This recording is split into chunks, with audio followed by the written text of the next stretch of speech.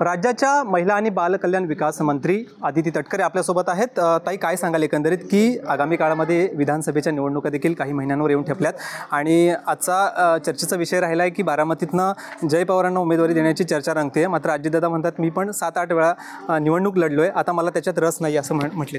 नाही, एक तर हा पत्रकारांनी म्हणजे मी जेवढी माहिती घेतली त्यानुसार समोर ते पत्रकार परिषद संबोधित करत असताना समोरच्या कुणी पत्रकारांनी त्यांना हा प्रश्न विचारला की जय पवार हे बारामती मतदारसंघामध्ये तिथं फिरत आहेत, गाव बैठका घेत आहेत, तर तिथून मागणी होते का जय पवारांची, असा प्रश्न विचारल्यानंतर एक वडील म्हणून त्यांनी उत्तर दिलं आणि एक स्वाभाविकरित्या तिथले ते प्रतिनिधी गेल्या अनेक वर्षांपासून आहेत आणि ते म्हटले की मी 7-8 वेळा त्या मतदारसंघाचं प्रतिनिधित्व केलेलं आहे। शेवटी तिथली बारामतीची जनता आणि तिथले स्थानिक जे पदाधिकारी आहेत त्यांचे गेल्या अनेक वर्षांपासूनचे सहकारी आहेत हे त्या ठिकाणी ठरवतील की तिथं कोणाला संधी दिली जाणार।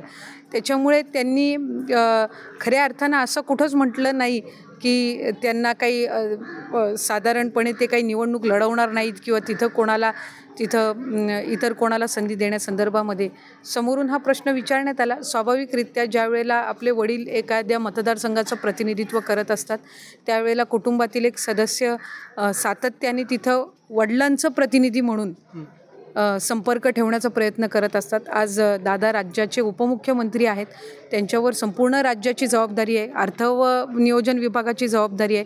अनेकदा मतदारसंघामध्ये 10-15 दिवस त्या ठिकाणी त्यांना कार्यक्रम घेणं किंवा संपर्क ठेवणं अशक्य होत असतं। अशा वेळेला एक कुटुंबातील एक त्यांचा प्रतिनिधी म्हणून ते बारामतीच्या जनतेशी जय पवार जे असतील ते त्या ठिकाणी संपर्कात राहत असतात आणि त्यातून लोकांना त्यांनी साधलेला संवाद आवडत असेल, त्यामुळे खऱ्या अर्थानं ही एक सकारात्मक बाब आहे की तिथं दादांच्या वतीने जे सगळ्यांना दैनंदिन जीवनामध्ये भेटत असतात त्यांना हा सकारात्मक त्यांच्याबद्दल हे मत असणं हे खऱ्या अर्थानं निश्चितपणाने सकारात्मक आहे। जसं आपण बघितलं तर लोकसभेला जसं सुनेत्रा पवारताई आणि सुप्रियाताई यांची निवडणूक त्यांनी रिंगणात उतरल्या होत्या आणि त्याच्यामध्ये पारिवारिक कुठेतरी हा रणांगणाचा सामना कुठेतरी रंगला होता।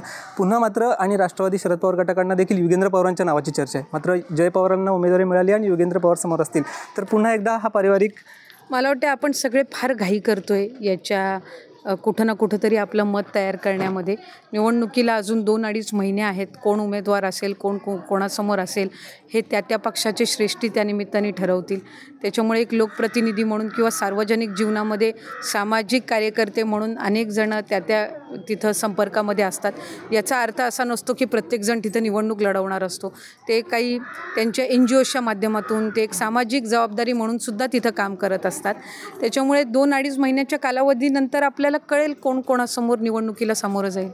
नक्कीच। तर आपल्यासोबत राज्याच्या महिला आणि बालकल्याण मंत्री आदिती तटकरे होत्या। मात्र निवडणूकच्या वेळेला कोण कुठल्या रणांगणात असेल किंवा कोणाला उमेदवारी मिळेल हे पाहणं तितकंच महत्त्वाचं ठरेल।